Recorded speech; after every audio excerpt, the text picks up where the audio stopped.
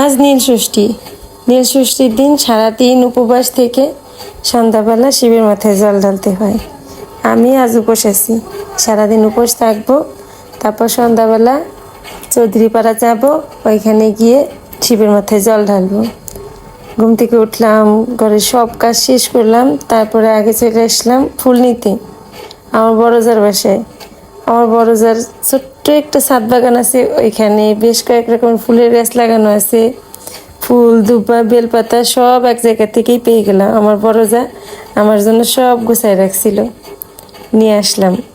এদিক ওদিক ছোটাছুটি করতে হইল না, গেলাম, সব পেয়ে গেলাম একসাথে। যাব বাসায়, এখন অনেক কাজ আছে, রান্না বাড়া সব শেষ করব।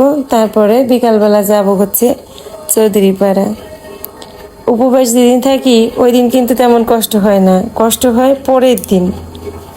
আসলাম বাসায় আসা মাত্র দেখি আমার পূজার বাজার, রান্না করার শাক সবজি সব চলে আসছে, সব ফল পাঠাইছে, আর এইদিকে সবজি বাজার পাঠাইছে। 2-3 দিন একটানা নিরামিষ খেতে হবে। আমার ঘরের ভিতরে মহা অশান্তি। গতকাল আমার সংযোগ ছিল, আমি নিরামিষ রান্না করছি।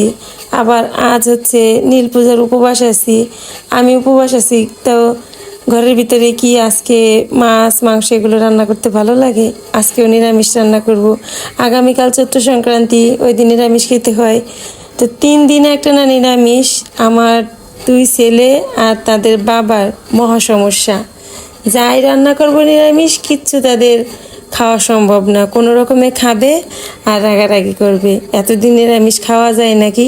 কিন্তু তারপরও জোর করেই আমি তাদেরকে এই 3টা দিন নিরামিষ খাওয়াবো। আজকে তো রান্না করলাম, এই তো আলু পটলের রসা, রান্না বাড়া শেষ করলাম। তারপরে স্নান করে এসে পূজা দিলাম। পূজা করতে বসে একটু সময় বেশি লেগে গেল। গীতা পড়লাম, তারপর মন্দিরে কি নিয়ে যাব সব গোছালাম, এরপরে রেডি হইলাম। আমার ছোট বোন আমার বাসার নিচে এসে দাঁড়াই আছে অনেকক্ষণ, সে যাবে আমার সঙ্গে চৌধুরীপাড়ায়। তাকে এতবার করে বললাম একটু উপরে আসো, সে বলে না, তুমি একবারে রেডি হয়ে আসো। খুব তাড়াহুড়া করতে হয়েছে। তারপরে তো তাকে নিয়ে আসলাম চৌধুরীপাড়ায়। আমাদের চৌধুরীপাড়ায় প্রত্যেক বছর চালান হয়। আমি তো প্রতি বছর এখানে আসি জল ঢালতে, কিন্তু আমার ছোটো বোন কখনোই আসে নাই, সে আসছে এবারই প্রথম। তো সে আসাতে আমি ভাবলাম আমার একটু উপকার হয়েছে, ভালোই, আমাকে সব ভিডিও করে দিতে পারবে। এইখানে দাঁড়াই বললাম আমাকে ভিডিও করে দাও, কিন্তু সে আমার শান্তি করে একটু ভিডিও করে দিল না, কারণ তার ভয় লাগে। ওই যে চালানোর সময় সবাই তো এদিক ওদিক অনেক ছোটাছুটি করে, সে ভয় পায় যদি চলে আসে তার সামনে।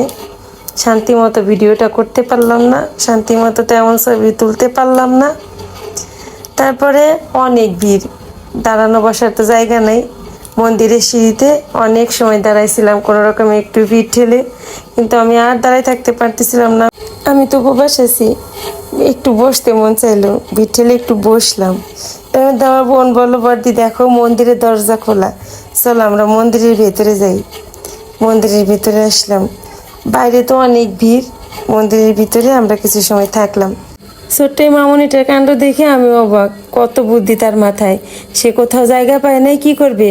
ওই যে মন্দিরের উঁচু গ্রিলের উপরে দাঁড়ায় দাঁড়িয়ে চালান দেখে। আমি যে তার সামনে গিয়ে কথা বলছি, লজ্জা পাইছে, তাড়াতাড়ি নাইমে আসলো। দারুণ বুদ্ধি মাথায়। আসলাম জল ঢালতে।